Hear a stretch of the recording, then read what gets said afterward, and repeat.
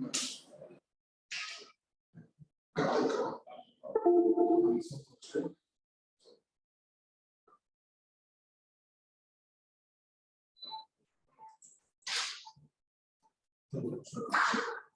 morning.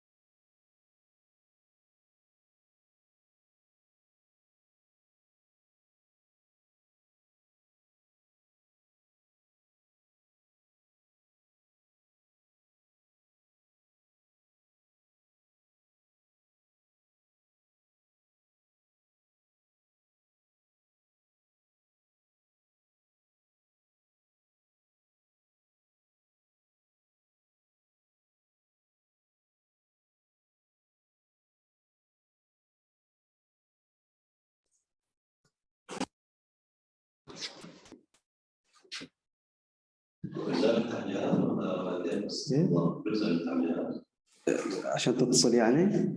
لا هي اتصال جاهز.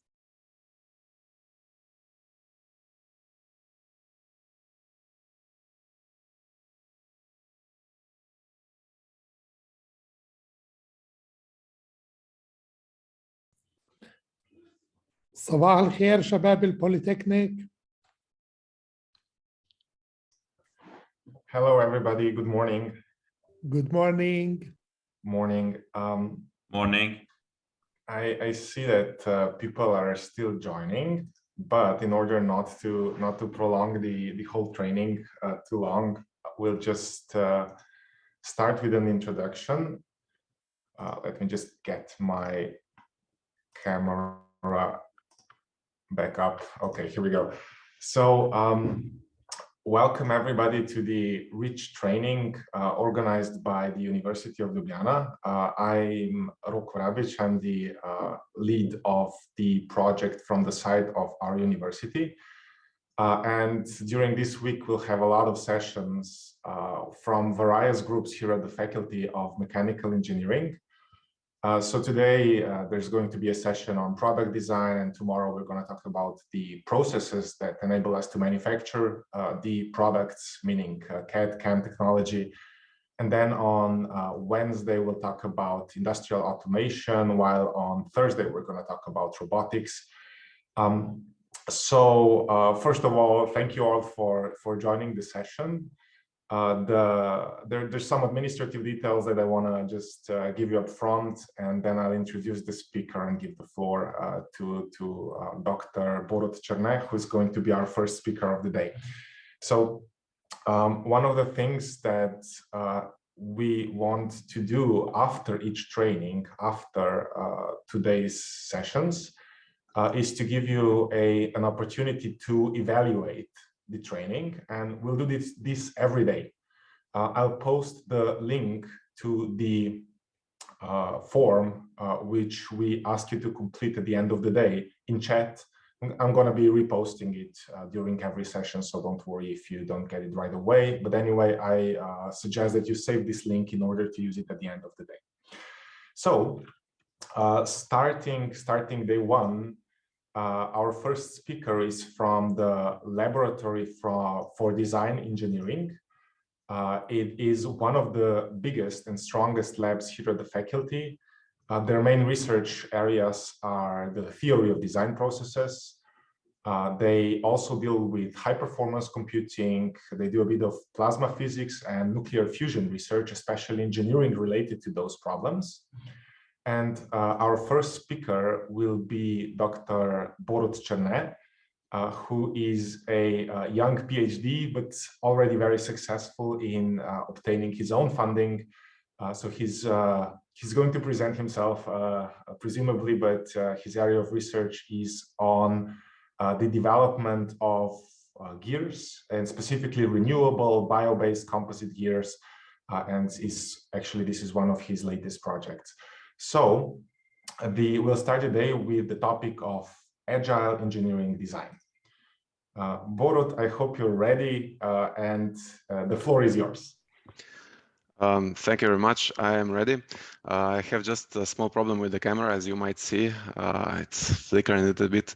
So I think I'll just turn it off for the presentation, but yeah, I'll be still here. Sorry about that. Okay, let me just share the screen. Okay. I hope you can already see it. Yeah, everything great. Borut, go ahead. Thank you. Okay, perfect. Thank you very much. Okay, so yeah, today I'll be talking about Agile methods, or the Agile framework as applied to engineering design. Maybe before I go in detail into this topic, I would just like to make a little bit longer introduction about my laboratory and about my field of work and research. So as Rok already mentioned, I'm part of the Laboratory of Engineering Design. Currently employs 21 employees, but apart from this, there's a lot of external collaborations in the field of research. So the actual team is a bit larger than that. So we collaborated in the past with numerous organizations, as you can see here on the right. But basically, our main fields of research are non-metal materials as applied to, for example, power transmissions, machine elements, numerical analysis, advanced construction methods, supercomputing, and also plasma fusion. So in the past, we worked on projects in many different areas. So going from medicine. For example, here on the left, you can see skiing leg prosthesis, which was part of a PhD. Then heart assistant pump, which was also a PhD project where we work specifically on CFD analysis and simulations. Then power transmission systems, this pedelec e-bike central drive. This project I'll be talking a little bit more in detail also as part of this presentation. And many other projects that are in different fields. So we cover quite a wide range of different applications. Okay, related to my personal experience, I was really focused in the past 8+ years into the field of numerical analysis and power transmissions, as well as polymers and composites. So my fields of works were in these fields.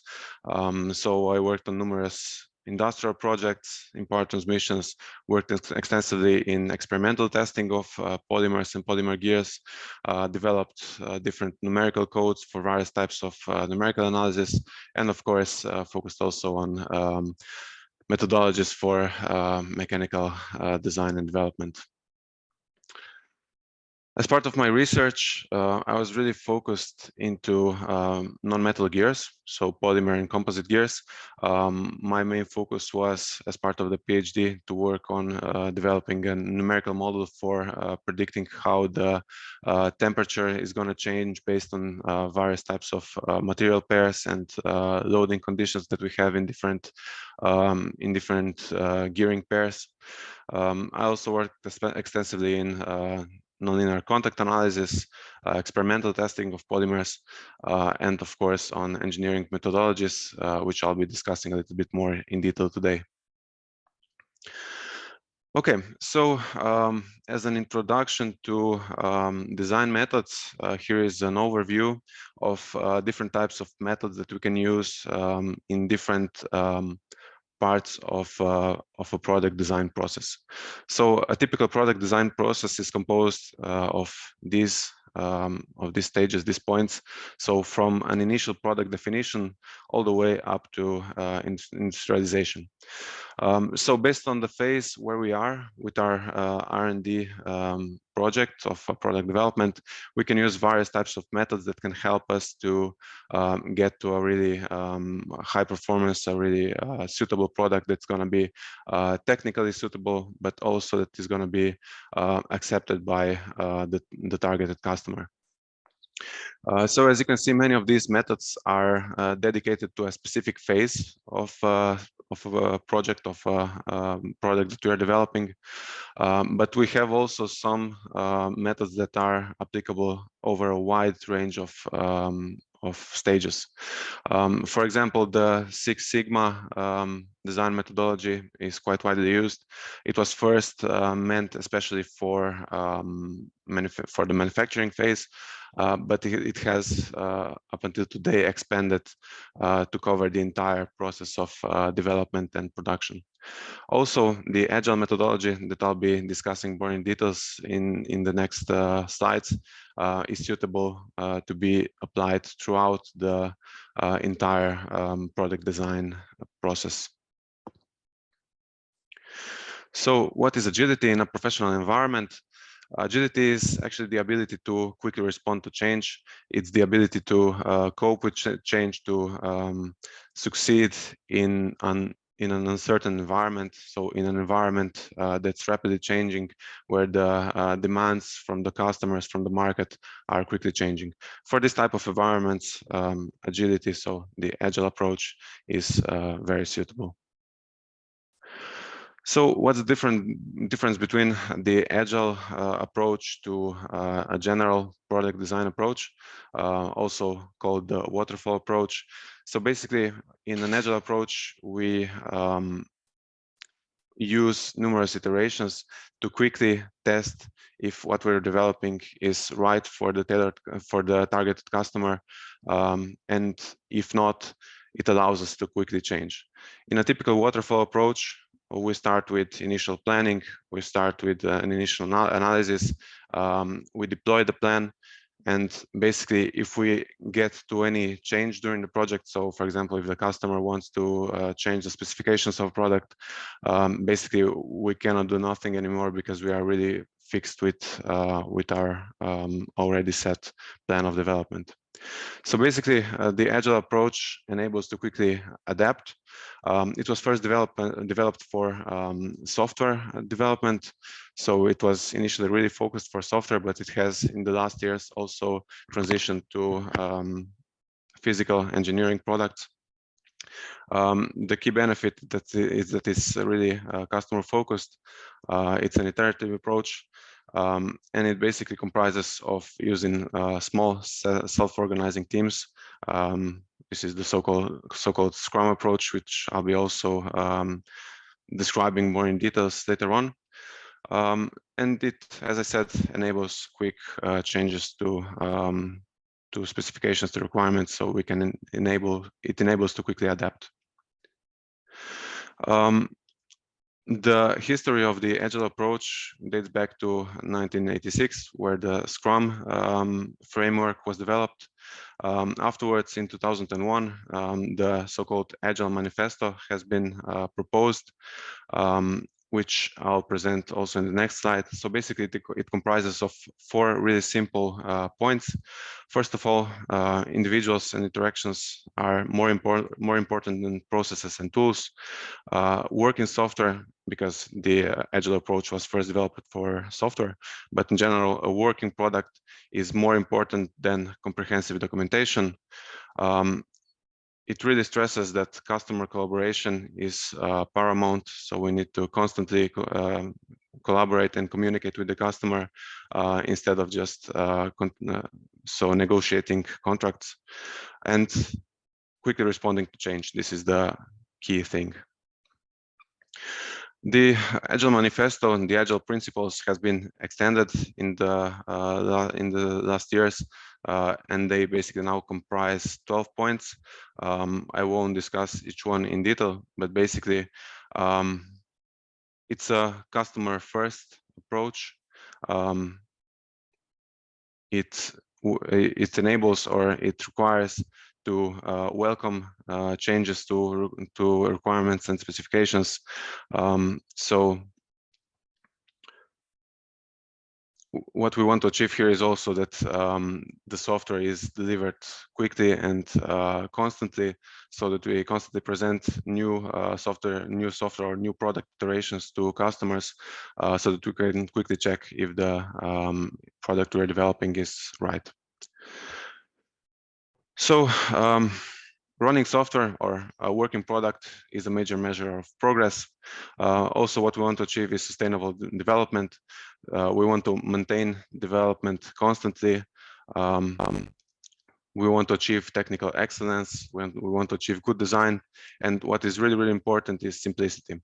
Many times when we develop a product, when we develop software or a physical product, we tend to make things too complex.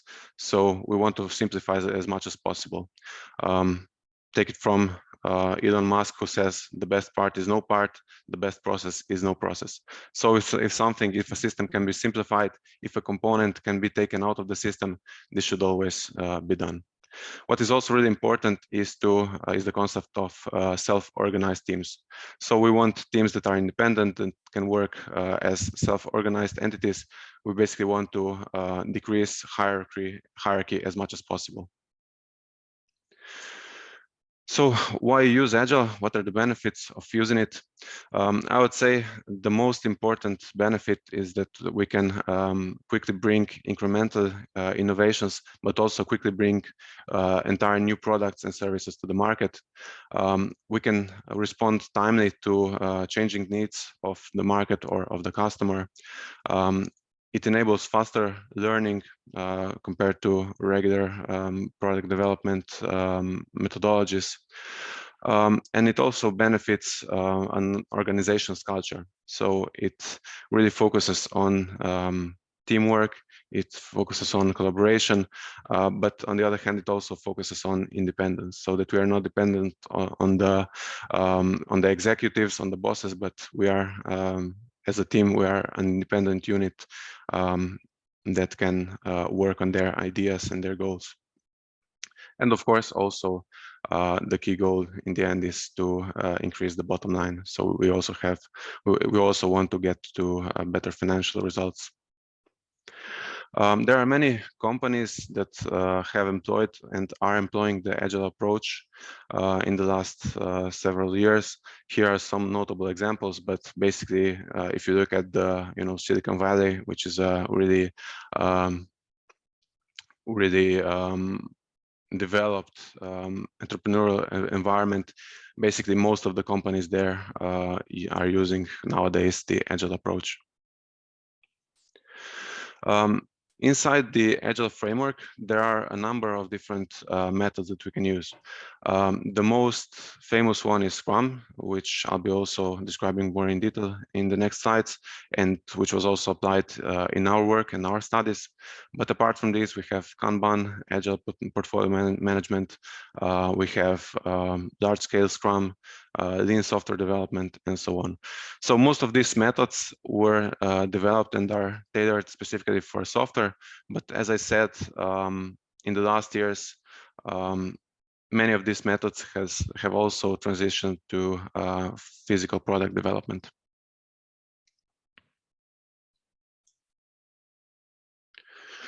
Okay, let's take a look at the Scrum method, which is, let's say, the most important and the most famous method used inside the Agile framework. So basically, it comprises of self-organizing teams that are composed of 5 to 9 individuals.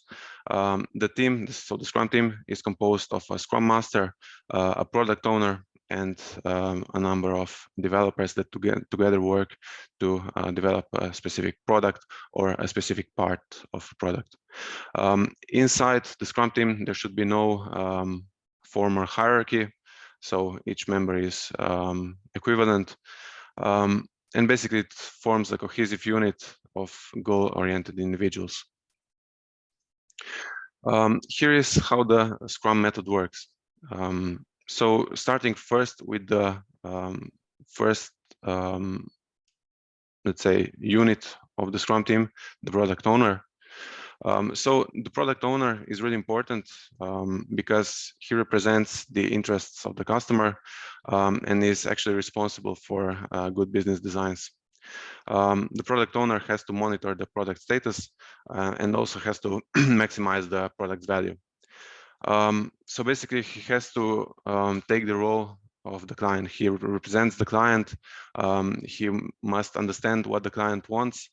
He also has to be in constant contact with the client, and he has to transfer all the information, all the, let's say, the goals, all the needs for a specific product to the development team. Really important is that he's able to quickly respond to change. So the customer, be it an industrial customer or an end customer in a B2C market, is gonna be changing their requirements constantly based on the results he sees in the current state of the product. And so what the Product Owner has to do is to be able to respond to the demands of the customer and respond quickly to change. The development team is composed between 3 to 7 members. It's, as I said, self-organizing. The work is basically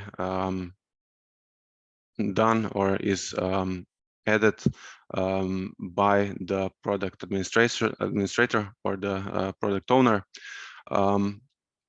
Still, it's really important that the development team is in contact with the customer. So let's say once per month or 2 times per month, the development team should also be able to contact and talk directly to the customer to see and understand their requirements. Then the Scrum Master, he's basically an enabler of the team. He's not the typical project manager. He basically acts as a buffer between the team and various disruptive factors. So basically, he has to protect the team. He has to make sure that the team can work fluently without any disruptions. He also has to make sure that the Scrum and the Agile framework is applied to daily, and that the entire process runs as it should. So the main phase, the main point of Scrum framework is the sprint. So the sprint is actually where everything happens.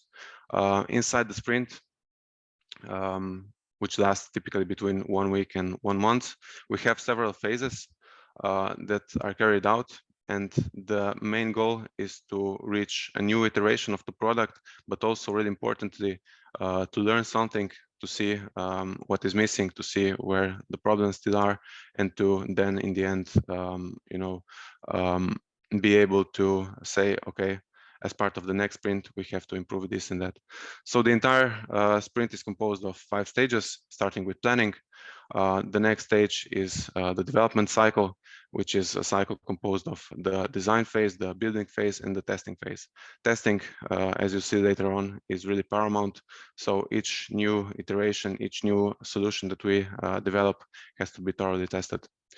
In the end of the sprint, we have to have the sprint review, where we check the progress, we check which goals hasn't been finished, and in the end, we need to understand, we need to write down what were the lessons learned and what can be improved as part of the next sprint.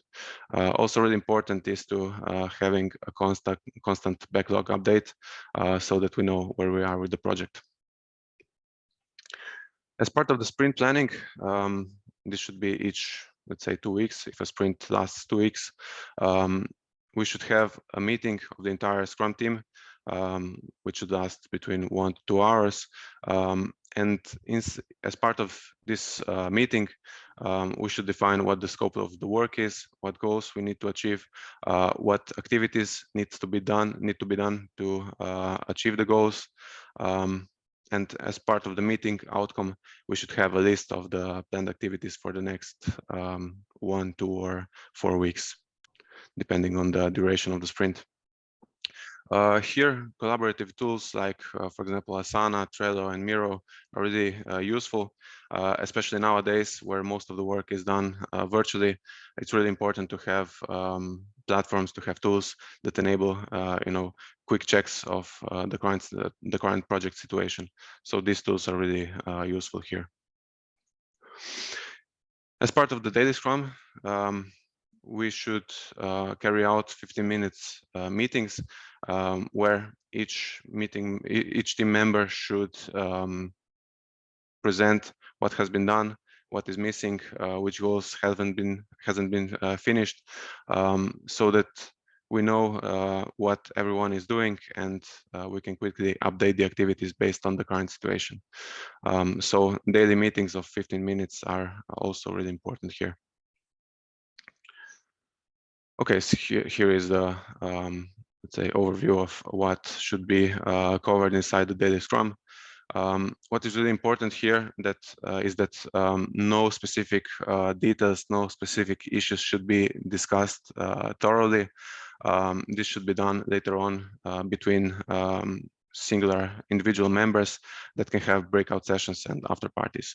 So the goal is here to limit the meeting to 15 minutes and not spend too much time, on meetings while other work should be done.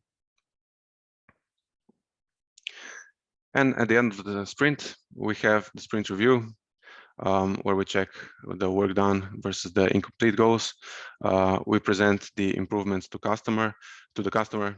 In the case we have, let's say, a finished iteration, a product that can be presented, that it's functioning. In that case, that should be presented to the customer.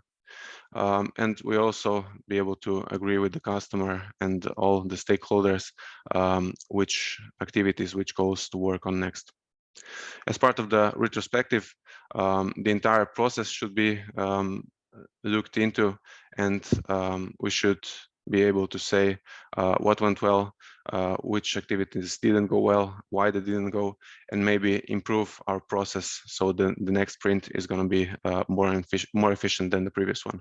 So the goal is to tailor the process as much as possible to the team, to the product requirements, and to be as efficient as possible. So as I said, the Agile framework and also the Scrum methodology have been developed specifically for software.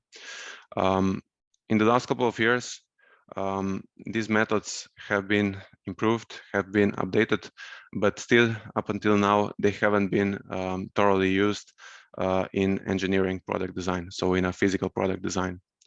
The reason for that is predominantly that the development cycles in software are much quicker than the development cycles in physical products, in engineering products. So this is an issue that should be dealt with. And what can help here is modern CAD and CAE tools and also rapid prototyping. So these technologies, these tools enabled in the last couple of years to be able to use more and more the Agile framework also inside engineering design. So this was also our concern, our goal, how to develop, how to improve, how to upgrade the Agile framework to be able to be used in complex engineering products like mechatronic products and so on. As a case study, here we used this mountain bike central drive, which was a project that we were actively involved in as part of a consortium of industrial and also academic partners. So this product is actually is situated in a really fast evolving market. So when we started with this product, the requirements were ABC, but in a year or two, the requirements changed completely. So we had a lot of change. The environment was really unstable. At the time, there were only a couple of available solutions, namely, for example, Bosch and Brose or Shimano solutions. Today, you have probably, you know, tens or even maybe hundreds of different variants of e-bike drives. So the market was really expanding a lot at the time, and it was changing a lot. So it proved to be quite challenging. And here, actually, the Agile R&D approach was really suitable to work with to quickly be able to deploy a suitable product. So the goal of the project and also the goal of the study that underlied the entire project was to develop an upgraded Agile methodology that's tailored for mechanical engineering systems. So in this type of systems, we have a multitude of different components that are interacting between each other. You have numerous subsystems, and as you might know, it's quite challenging to get to a properly functioning product that's going to be also really well accepted by the customers. In this type of products, the prototyping and testing time are really extensive. So this is a huge challenge here. And this is also why it's really hard to integrate the general Scrum methodology, because Scrum takes, or it comprises sprints that are fairly short, 2 weeks or maybe 1 month, and this is not enough to get to a functioning physical prototype. So the goal here was to upgrade the methodology to be able to be successfully used in mechatronic systems such as these on the right. Okay, here is the methodology that we used. For developing this central drive, we had 5 separate Scrum teams. Each Scrum team was working on developing a specific part of the entire product. So ranging from the electromotor, from the battery and wiring to mechanics, torque measurement, which is really complex here, and the entire electronics control and data acquisition systems. So 5 partners, we as the Laboratory of Engineering Design collaborated here in the development of the mechanics. So as you can see here on the right, the entire project comprised quite a large number of different prototype iterations. There were many iterations. Each one was, let's say, used and was meant to confirm a goal, confirm a specific function. So here it was quite problematic to use the general Scrum methodology, because, as I said, the sprints are quite short lasting, 2 weeks up to a month. So basically what we did is to couple the sprint concept as is used in the Scrum framework with the concept of stage. So the concept of stage was introduced basically to couple the sprint approach, because we wanted to have a specific period of work which always results in a full physical prototype. So what we did here is that for the sprint, which is about 2 weeks long, we only used virtual tools like CAD and CAE, so finite element method, and so on. Sometimes we also applied rapid prototyping, but mostly it was virtually, so based on virtual tools. Inside the sprint cycle, we followed the general methodology to develop, test, learn, and update. Each sprint resulted in an updated virtual prototype, which was able to be tested in terms of technical feasibility, so that the geometry is correctly composed, that the structural strength is high enough based on the finite element analysis that we carried out, but also we could use sprint outcomes, so sprint results, for customer response testing. So even with virtual prototypes, with virtual results, we could use those to present them to the customer and see what the feedback is going to be.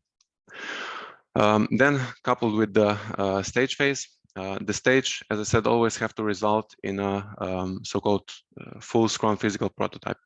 So this is a physical prototype that represents the solution of a specific Scrum team. So if I go back, for example, our team worked on the mechanics.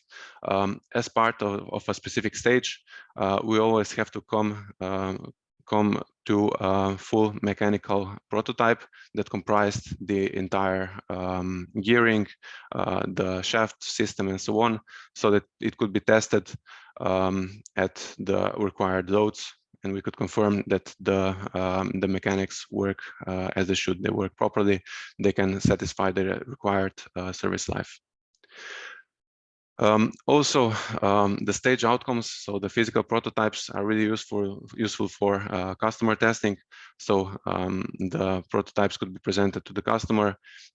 It's always better to present a physical prototype because it's easier to visualize how large the product is, what its weight is, and so on. So a physical prototype is also really useful for customer testing. Okay, as part of the entire project, we faced numerous challenges.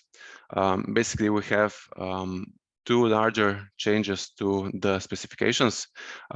These changes came from above. They came from the customer, which transitioned, so communicated these required changes in specifications to the product owner, who then communicated with the entire team, and basically we needed to upgrade quite substantially the entire product to be able to fulfill the specifications. The larger change in specifications came in the second phase. Basically it was the third complete prototype that we produced.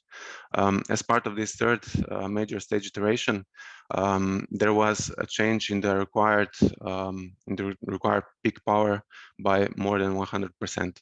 So this was a major issue, and it also proved to be quite challenging for the service life of the product. So the crucial point here were actually the gears.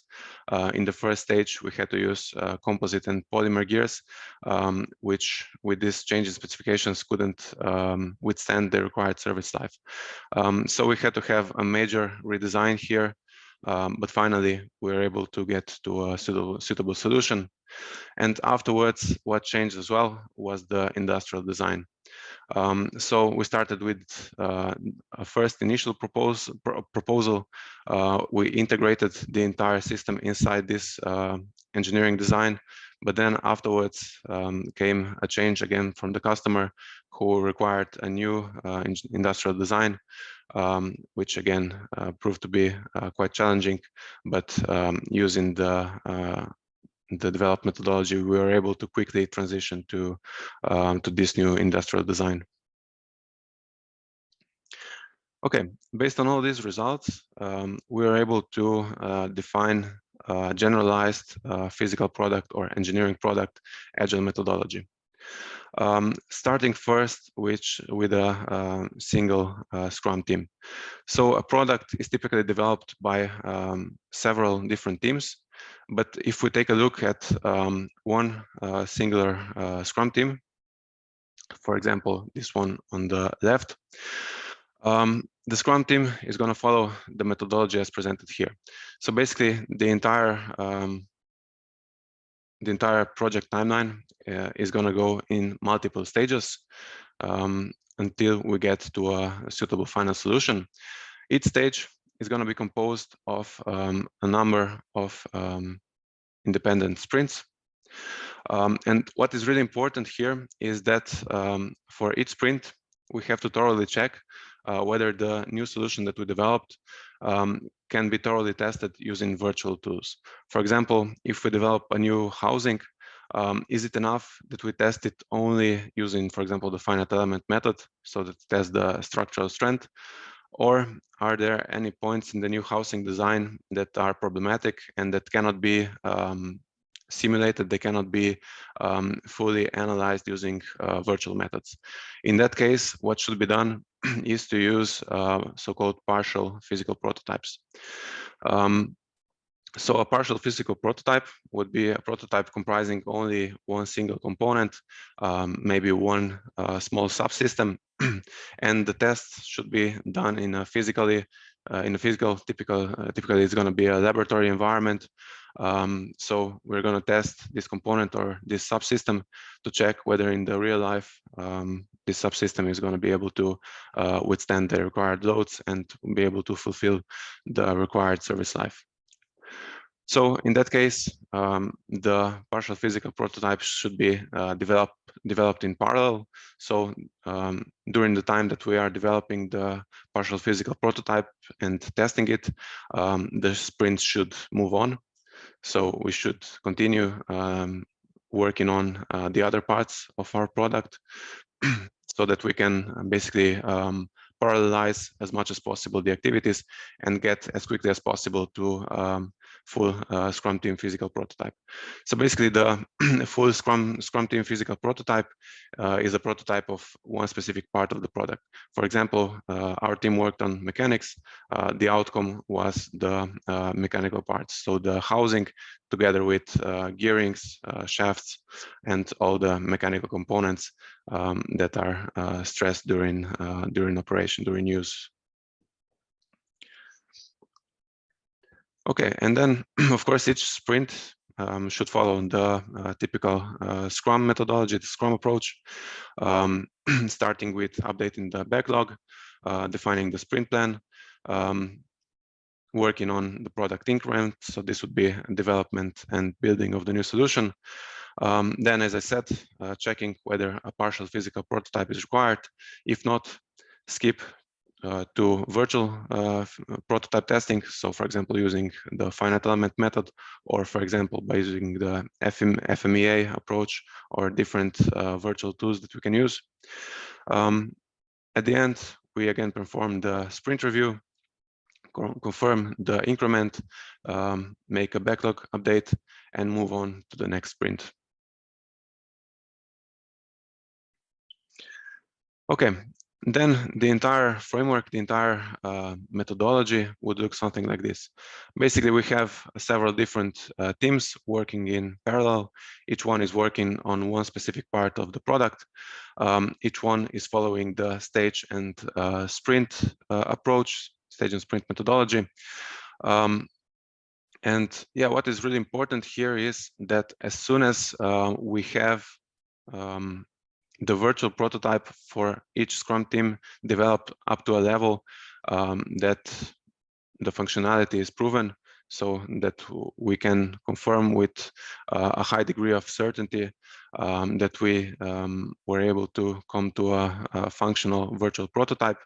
At that stage, each specific part of the product, so each part of the product that each Scrum team is working on should be merged into a full virtual prototype, and this should be tested also with the customer. So this virtual prototype that comprises all the solutions of all the Scrum teams should be presented to the customer and see what the response is, whether he or she likes it, and whether there are any changes that are needed. I see that somebody marked something here. Are there any questions maybe?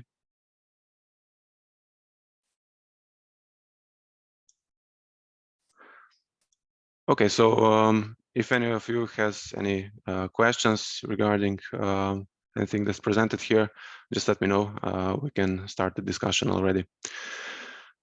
Right, so full virtual prototype. As soon as we have this, as I said, customer testing should start. And of course, if necessary, we need then to change the requirements, change the specifications based on what the customer said.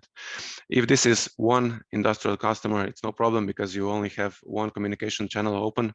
But if you are in a B2C environment, you have multiple possible customers, and this should be checked then using various methods, for example, using surveys, doing field tests with a large enough number of potential customers to see what their response is.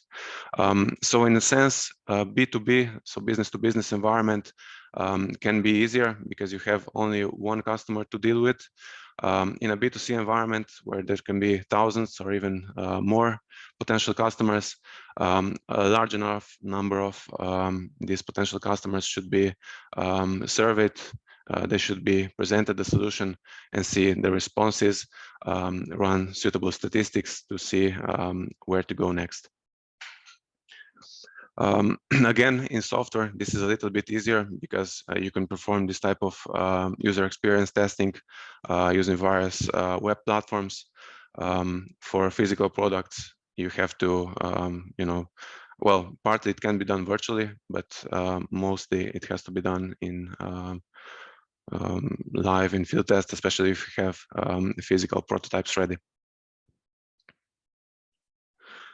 Okay, when each Scrum team is going to get to a final solution that has been proven to be functional, we get to a complete physical prototype. So a complete physical prototype is going to be tested in the field. It's going to be tested both by technicians as well as by potential customers.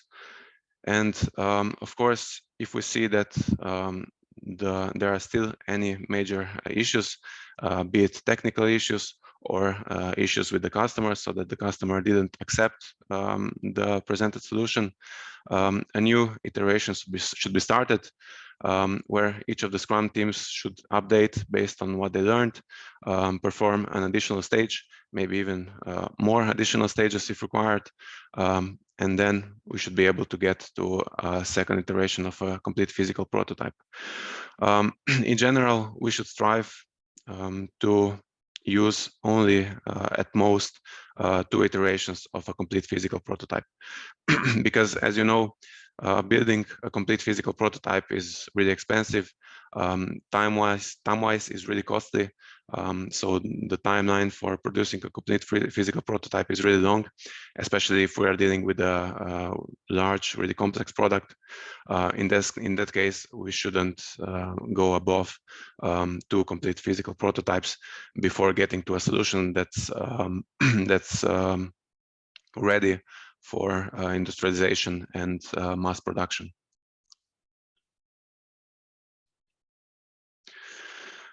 Okay, so here are the guidelines for applying this updated Agile approach methodology.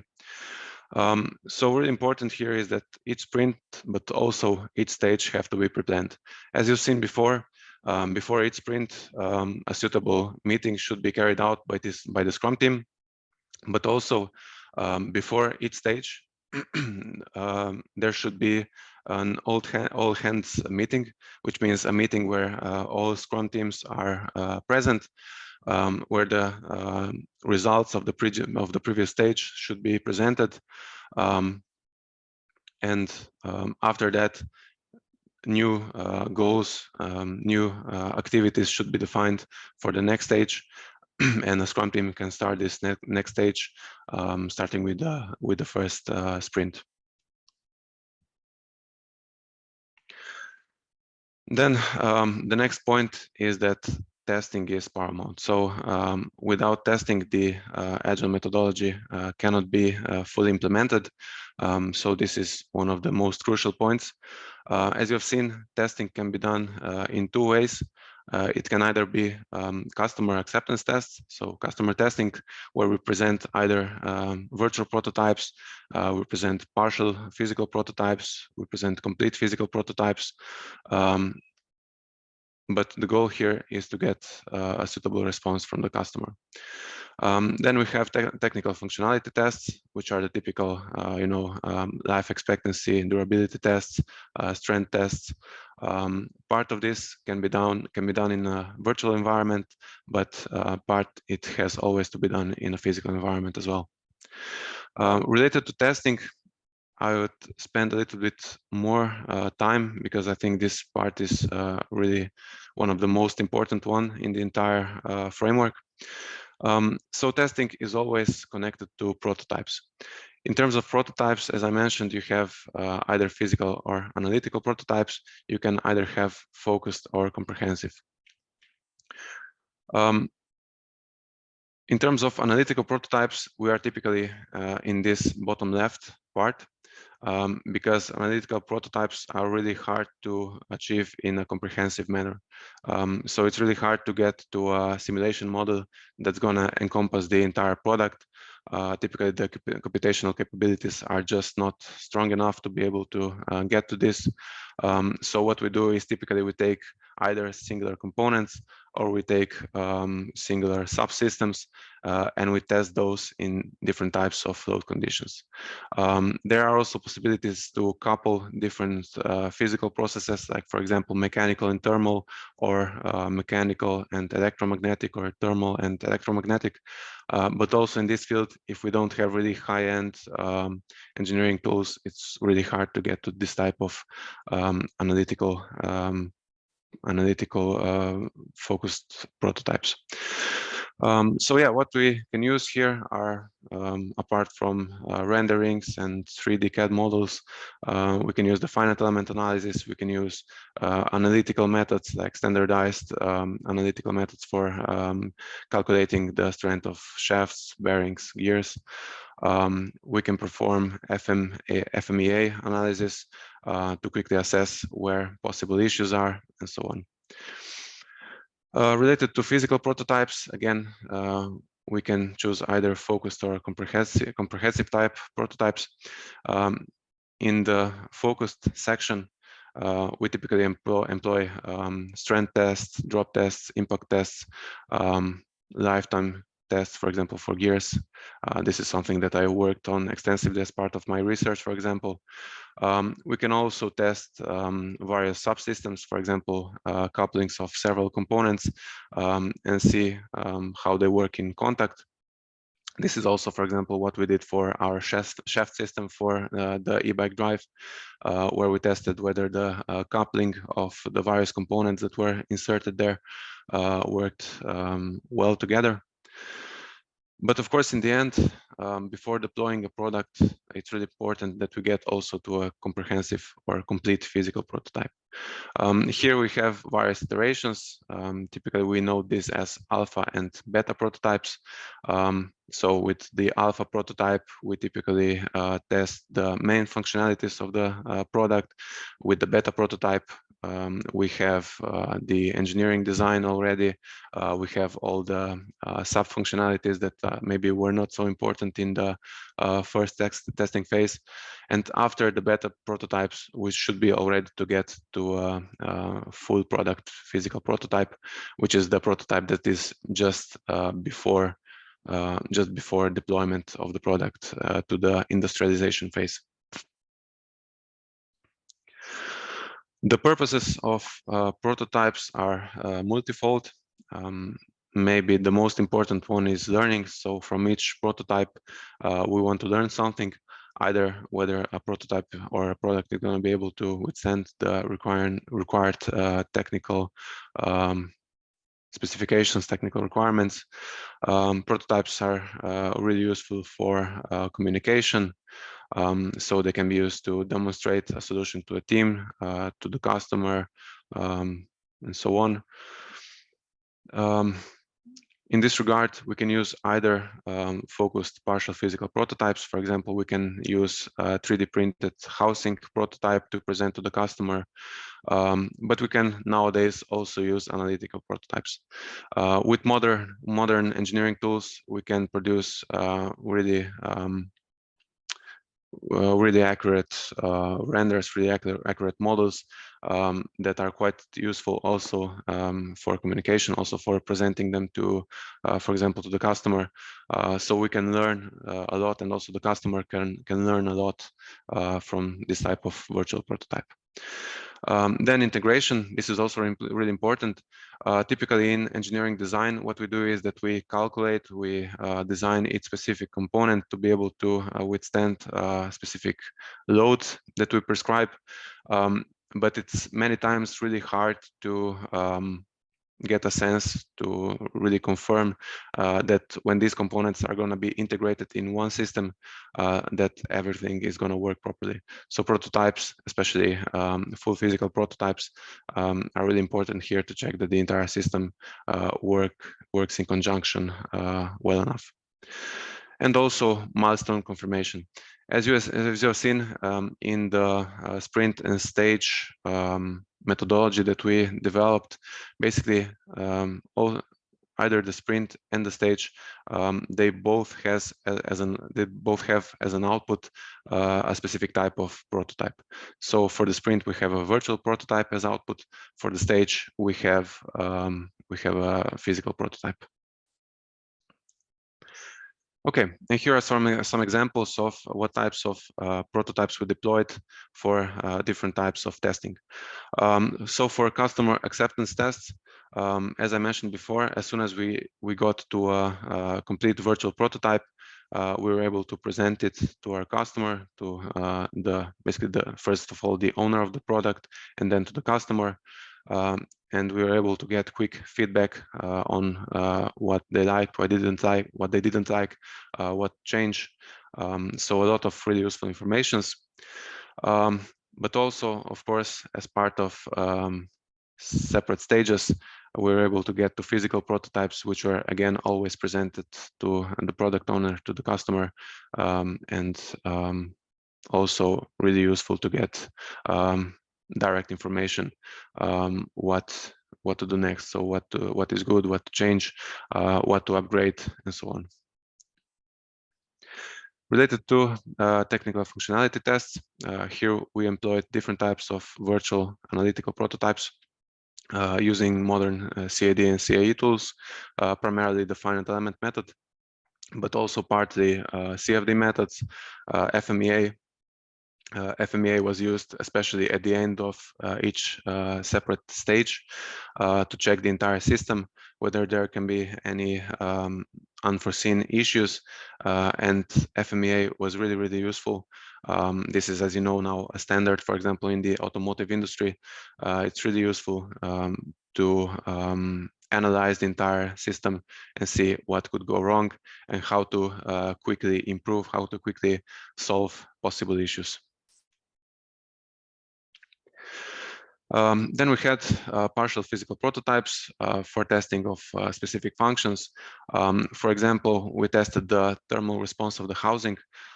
One requirement here was that the housing shouldn't heat up more than to 60 degrees, which is really important because otherwise we run the possibility to harm the user. So he or she could get burned while using the product. So thermal tests were carried out. Then, of course, gear tests. Gears proved to be one of the most problematic parts of the entire project, because the issue was that the product has to be as light and as quiet as possible. And in this case, using metal gears, we couldn't get to a suitable weight, and we also couldn't get to a noise level that was acceptable for the customer.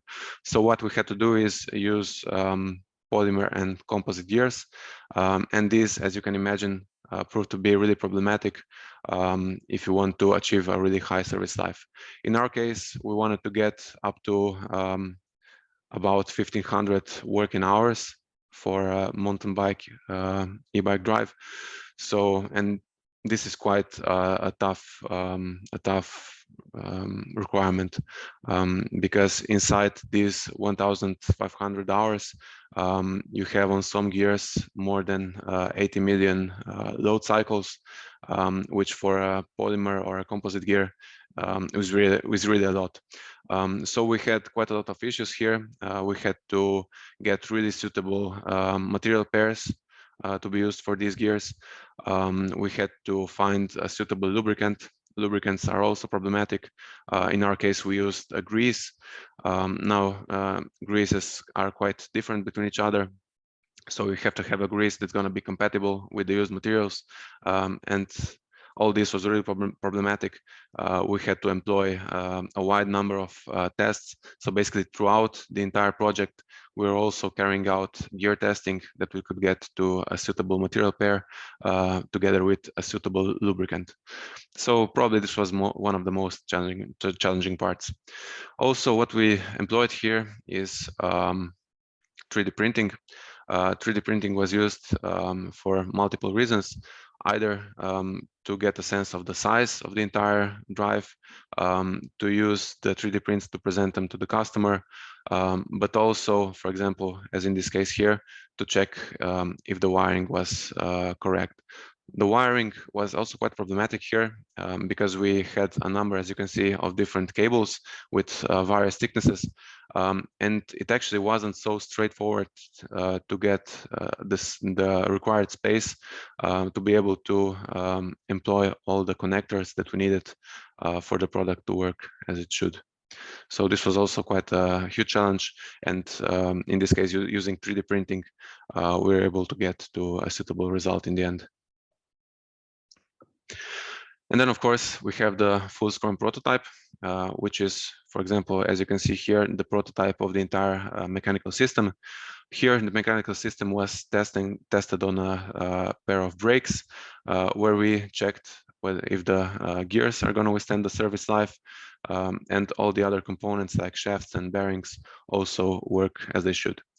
In the initial test, as you can see here on the right, we had quite some issues because we started also with the larger gears to test if we could use also here polymers and composites. In the end, unfortunately, this didn't work. So for the largest gear, we had to use a metal gear. But for the smaller one on the previous stages, we were able to incorporate also polymer and composite gears. And then complete prototype testing. These are typically not laboratory tests anymore. because here you want to check how the product is going to behave in a real life environment. So we employ here field tests that were carried out by specialists in one of our partner companies, but also they were carried out in the end by potential end users. So these tests gave us a lot of useful data, a lot of useful informations and feedback from the users, what was still to improve to get to a really competitive final product. Okay, what is really important with testing is parallelization. So parallelization is a crucial point because it enables to get to results much more quickly. In our case, we were able to parallelize a lot of the prototyping and testing activities by using either partial physical prototypes or full Scrum physical prototypes. So in this manner, we're able to parallelly test the mechanics, the electronics, and also, for example, the torque measurement system, which was one of the most crucial functions that had to be solved for this product. Now here, admittedly, we could have also parallelized more than we did.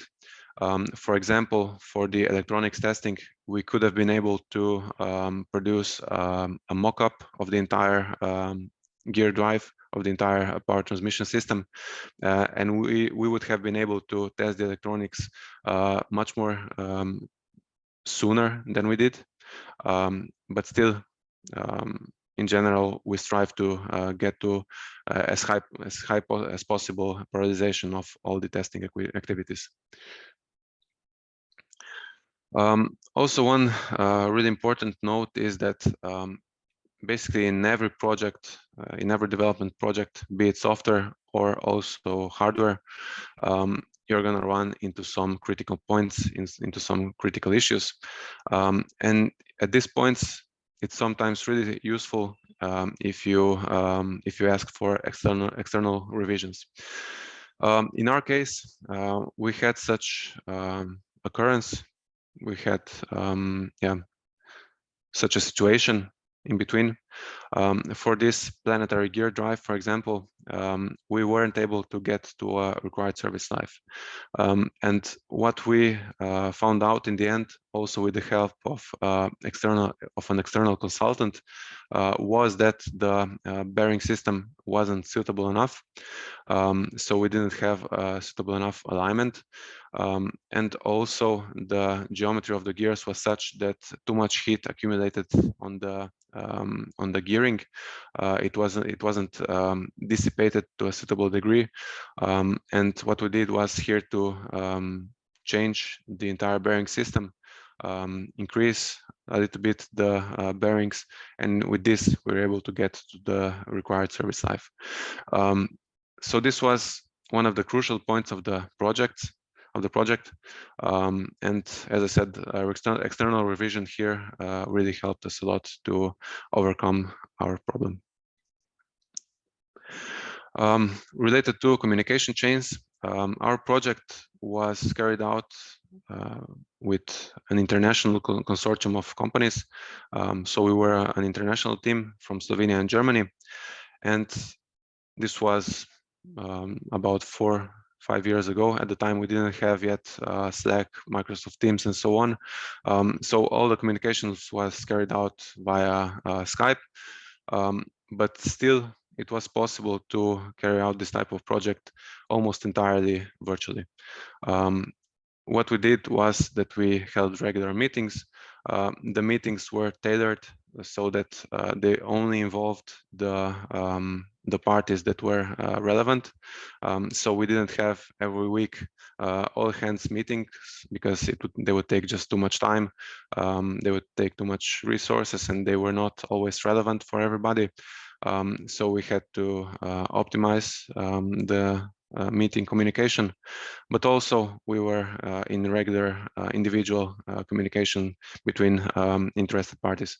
So for example, our team was working on the mechanics. We're constantly in communication with the team working on the electric motor, and also with the team working on the torque measurement system, which were quite important also for the mechanical part. Some general notes, general recommendations on how to integrate the Agile approach. So basically, yeah, first of all, you need to learn how the Agile approach, the Agile framework really works. Also, in our case, we had to read a lot of literature, either research studies, also books, technical papers, and so on, to get a sense of what the Agile methodology enables, where are the shortcomings, especially in terms of use for engineering, so physical product development. We had to understand whether Agile methodology can be applied to our specific case, and this holds in general. So before applying Agile methodology, you should check whether it is suitable for your type of organization. For example, if you are a company that works on, for example, injection molding of single parts, and you have 40 years plus experience, and the products you produce don't change too much, then in that case, probably it's not wise, it's not useful to implement the Agile methodology. On the other hand, if you are in a changing environment, if you want to break through with a new product where you have a lot of unknowns in this type of environment, Agile methodology would work quite nicely. You cannot start Agile methodology in the entire organization, especially if you work in a large organization, as a large company. So you cannot at once implement the Agile methodology in all departments. So you should start with several small teams working, for example, in R&D. I think their Agile methodology is the most suitable to be implemented. Start with them, see their response, optimize a little bit, customize based on your workflow, and then start expanding the methodology to other departments as well. Of course, to the ones that could benefit from this methodology. The methodology should be practiced at the top, so at the C-level of an organization. So it should start, for example, at the chief technology officer and trickling down to lower departments. Any barriers that are present to Agile behavior, for example, if you have any bureaucratic barriers, if you have too stiff an environment, that should be loosened up so that you can fully implement the methodology. The team should work independently as a self-organized unit and be allowed suitable freedom to work on their ideas and work as effectively as possible. Here are some of the implementation issues that I noticed during the implementation of the Agile methodology to our project. So one key issue can be irregular customer acceptance tests. So if you do not present your solutions regularly enough with the customer, you might be working, for example, for half a year on a solution that you think that is really nice, that is gonna be really beneficial for the product. But in the end, when you present it to the customer, they're gonna say, no, this is not suitable for us for any number of reasons. So communication with the customer should be as open as possible. Here, the product owner should be in constant communication with the customer, and he should be also conveying all the information he gets from the customer to the rest of the team. Then one thing is failure to quickly identify and test critical functions. So during specific sprints, we got to some solutions to, for example, some subsystems, to some components that we were not really sure whether they will fully work, they would suffice for the required service life. And sometimes we didn't test those fast enough. We waited for developing the Scrum team full prototype to test them, and this proved to be too late. If we tested this before, we could have much more quickly learned that a component wasn't suitable, that we should change it for another one, or we should change a subsystem, maybe simplify it, and with this we would get much more quickly to the final result. So partial physical prototypes are really important, and this I cannot stress enough, to use them as much as possible. Then lack of communication between Scrum teams.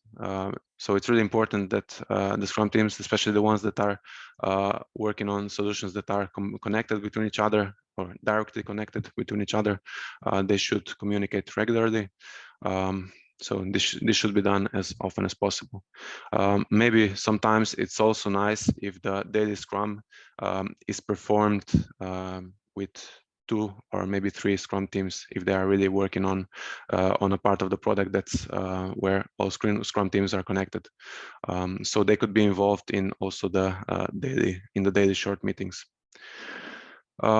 On the other hand, if you overschedule the all hand meetings, so which means the meetings where all Scrum teams are involved, this can take too much time. I think we didn't fall into this trap, but it's really important that that you don't overschedule these meetings, so that you don't lose too much time, and that people that are not really interested, or that for whom the informations are not really relevant, are present to a meeting while they could work on their solutions. So related to communications, the Scrum Master here is really important. He's the one that has to coordinate the communication, along, of course, with the product owner, who is in communication with the customer. All contributors should constantly share their progress. This should be done in the daily Scrums. All data, all information should be stored in a quickly accessible database. So you should use ideally cloud-based services to have all relevant data for the project in one place, so that everyone that needs them can quickly access them. So nothing should be hidden between team members and between Scrum teams. Constant joint revisions. Basically, as I said, after every stage, an all-hand meeting should be carried out to check what the situation is, what the results were, and update everything accordingly.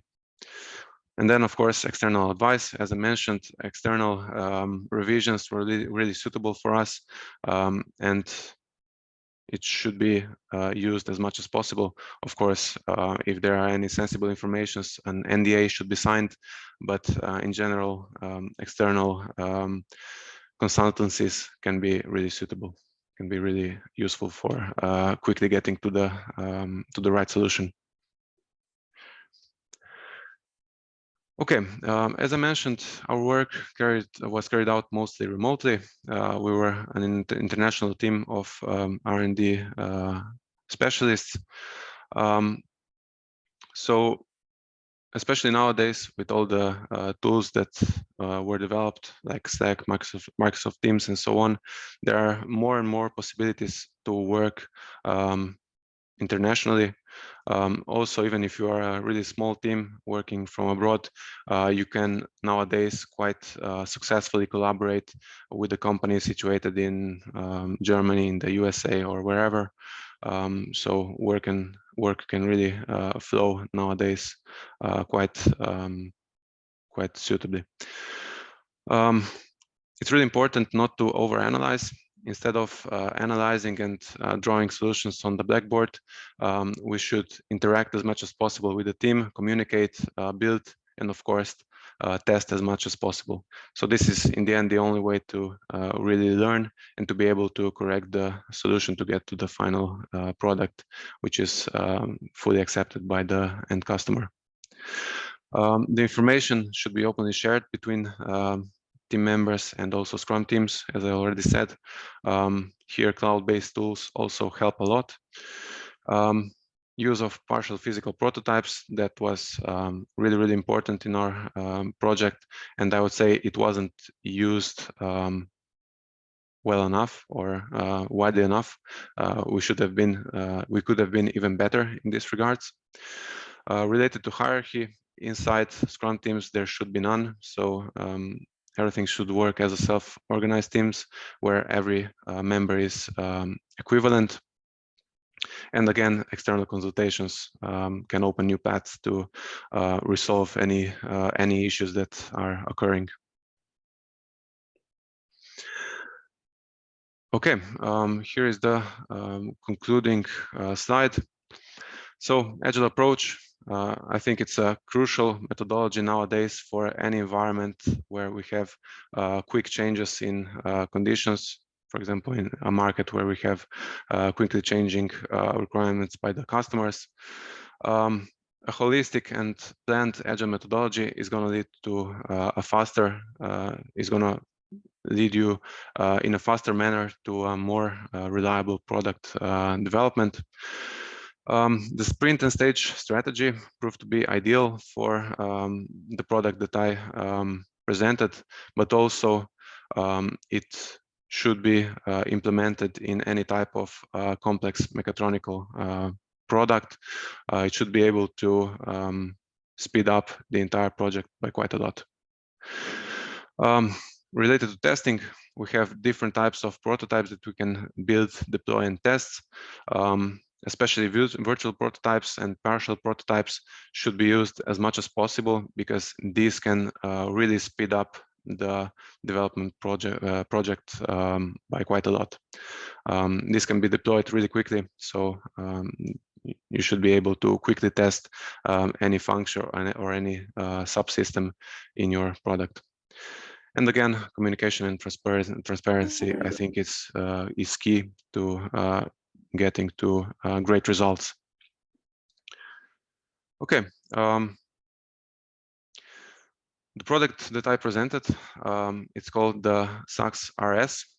It's an e-bike central drive that was developed specifically for mountain bikes. So this product was now bought by ZF and is now marketed under the brand ZF Micromobility. So it was a successfully launched commercial product, which is also one of the strongest e-bike central drives that are currently available on the market. It enables more than 110 Newton meters of torque, which is one of the highest powers currently available on the market. Also, for this project, we got the Slovenian Chamber of Commerce Golden Award for Best Innovations in 2020. So we are quite proud of this project, and it also served for us to learn really a lot about engineering design, about agile methodologies, about efficiency in the R&D process. And I think in general, it opened a lot of new doors for us, both in terms of industrial projects, but also in terms of further research.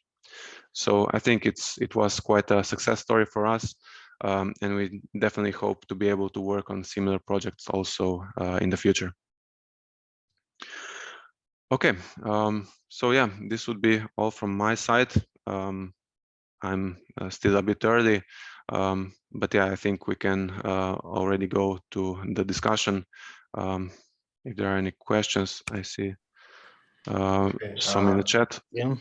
Thank you, Borut, for the presentation. So yes, let's go to the discussion session. I just want to maybe emphasize some of the things that you've said because I thought they were really great. Just in terms of the focus of our project, some of the things that you've mentioned, for example, more and more companies using this agile kind of methodology and using the tools that are nowadays available, especially remote communication and so on. So it's becoming this sort of a standard within the industry.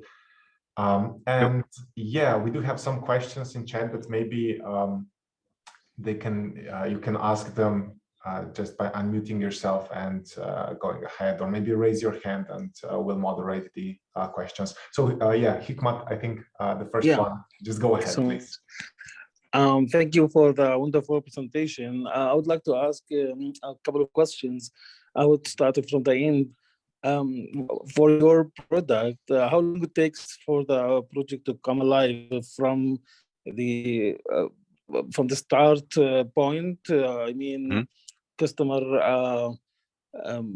design, customer requirements to the product to be commercially delivered. Yeah. And So how much, how large the team was in terms of members and I mean engineers, designers, all types of people involved. Thank you. And there's another question I will ask after you answer this one. Okay, great. Thank you for the questions. Yeah, first of all, the entire project until the first industrialization iteration lasted about 3 years, 2.5, a little bit less than 3 years. But actually, as I said, if we implemented some of the steps even more thoroughly, we could have gone even below 2.5 years. For example, if we relied more on partial physical prototypes, I think some of the functions that proved to be problematic in the long run could have been solved earlier, and we could have come to the final solution in probably even 2 years. But yeah, it was a learning process. It taught us a lot. Anyway, 3 years wasn't too long, so this was still in the set, let's say, range, in the set goals. Of course, afterwards there were still many iterations. So the project, the actual product, it's already on the market, but it's still in constant upgrade. So soon there's going to be a second larger iteration of the product, where I think also the industrial design is going to change a little bit. But in any case, there are constantly some small modifications that are being carried out. So it's never a finalized story, actually. And I think this is the same also for all other companies. For example, Bosch, for example, Brose, Shimano. I know these companies, they are constantly evolving their products constantly, which with each year they have some upgrades to their solutions.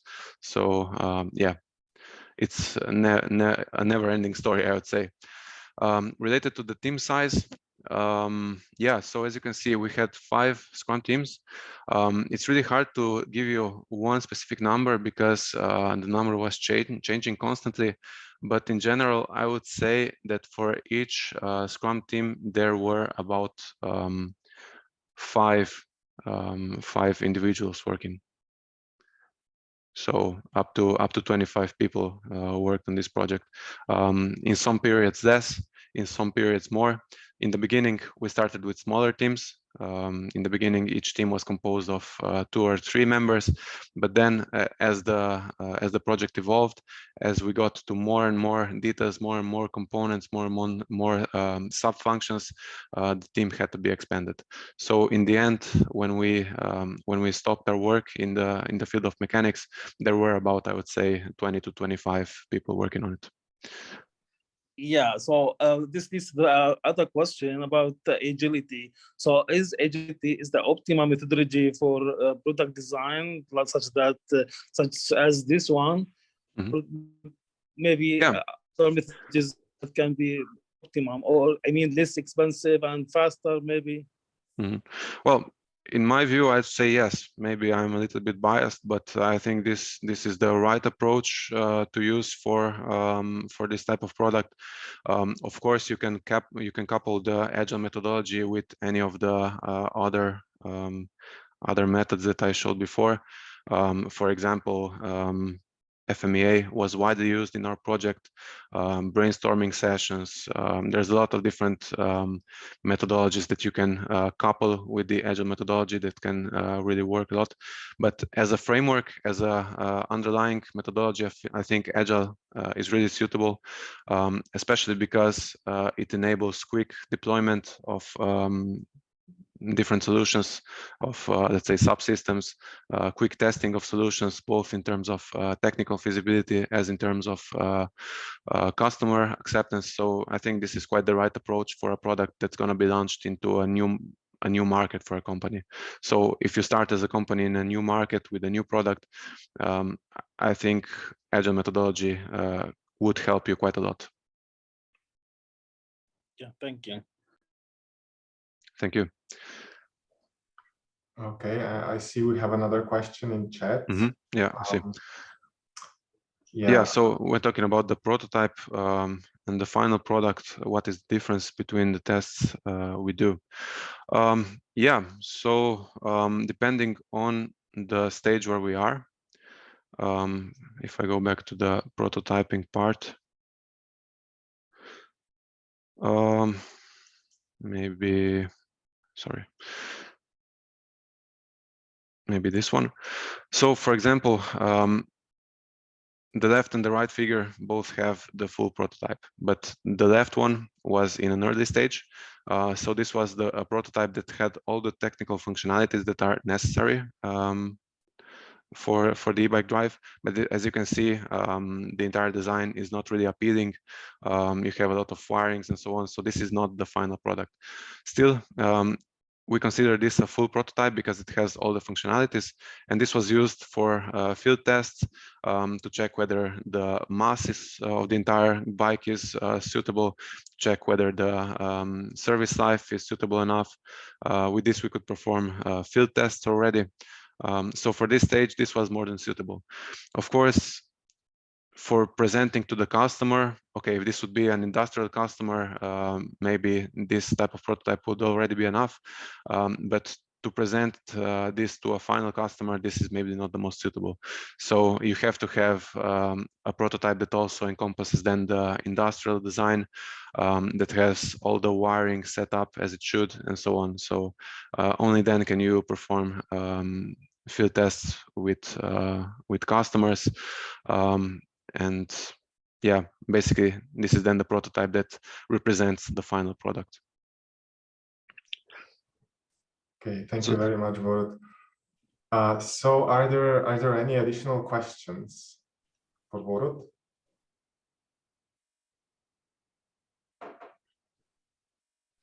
Okay. Yes, I have a question, please. Sure. Yeah. First of all, thank you for this useful presentation and the training and interesting topic.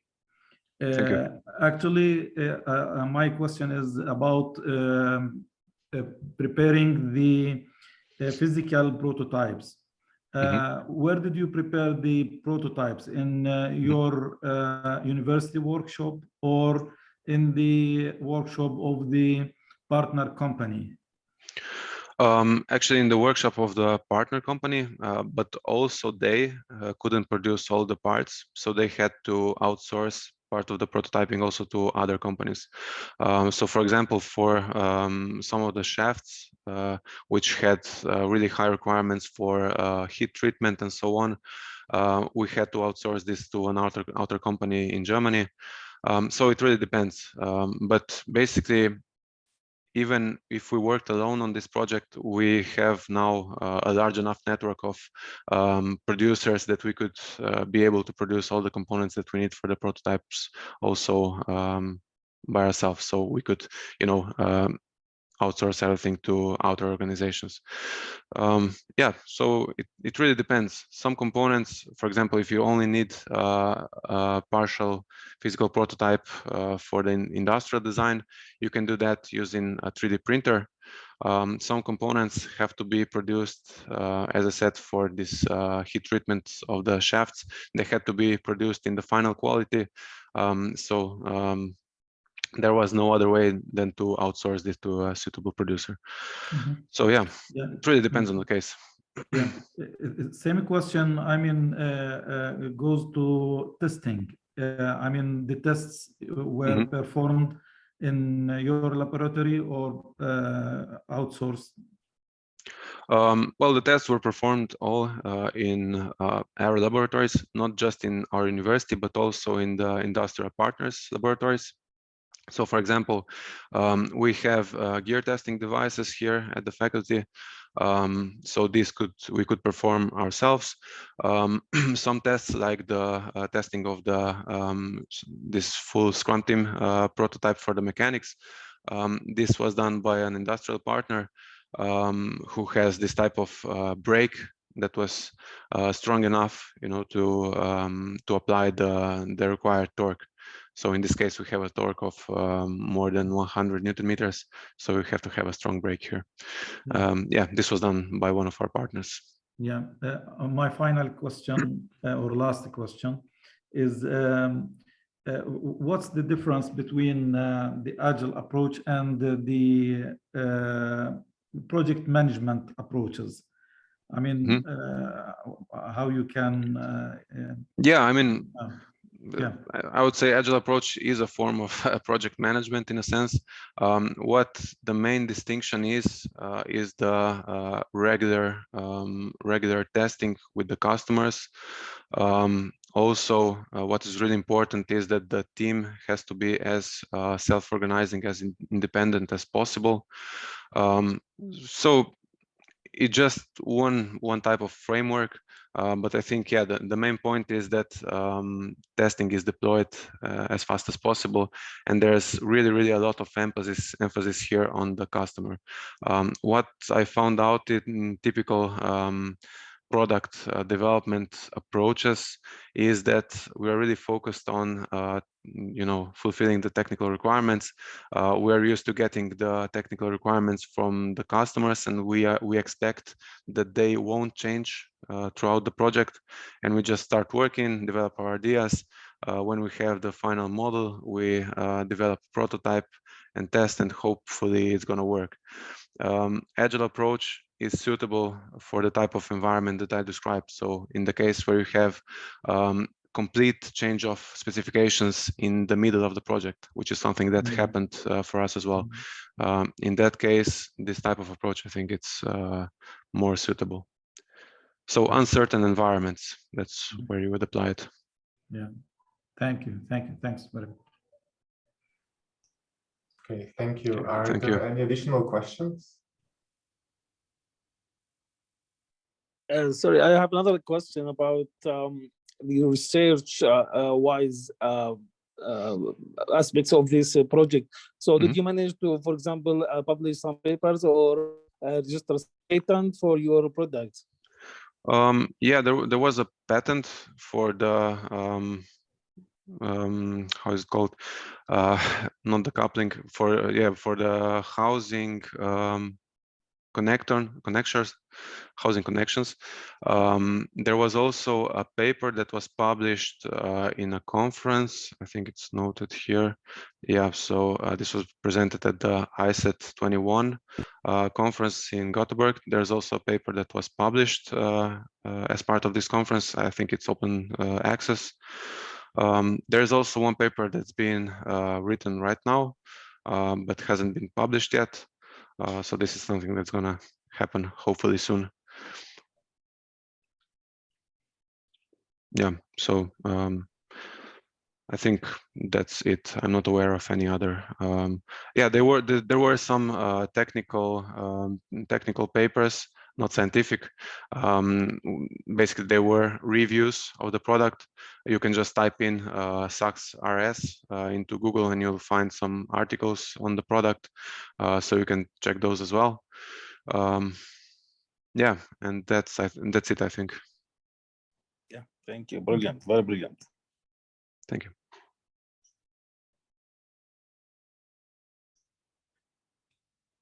Okay, so maybe we have time for one more question if there's another one.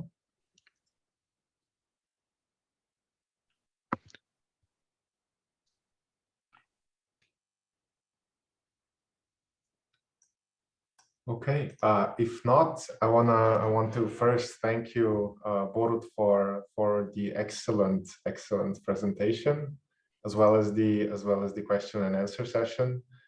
Thank you for the invitation.